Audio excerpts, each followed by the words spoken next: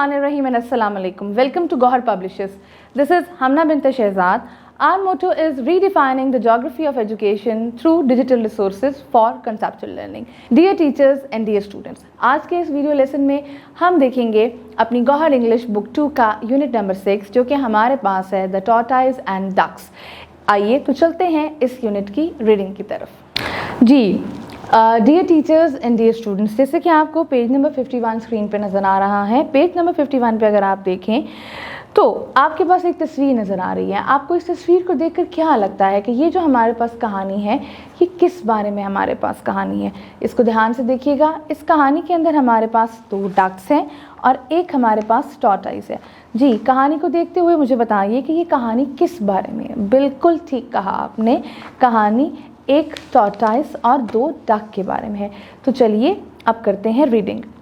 Once upon a time there were 2 ducks. They lived around a pond. A tortoise also lived there. The ducks and the tortoise were good friends.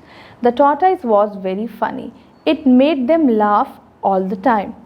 It did not rain for long. The pond dried up. There was no food to eat. The ducks wanted to fly away, but they didn't want to leave their friend behind. They carried the tortoise with the stick. They held the stick in their beaks.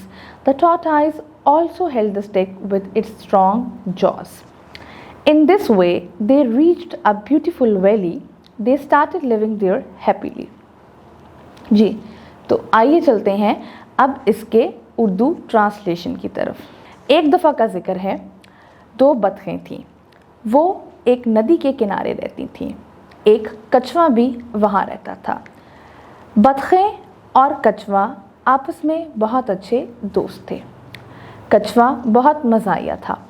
वो हर वक्त बतखों को हंसाता रहता था। बहुत लंबे अरसे तक बारिश नहीं हुई। नदी बिल्कुल सूख गई। वहाँ पर खाने को कुछ भी नहीं था। बतखें उड़ जाना चाहती थीं, लेकिन साथ ही वो अपने दोस्त को यहाँ पीछे छोड़कर जाना नहीं चाहती थी। उन्होंने कछुए को छड़ी से उठा लिया। उन्होंने अपनी चोंच से छड़ी को पकड़ लिया। कछुए ने भी अपने मजबूत दांतों से छड़ी को थाम लिया।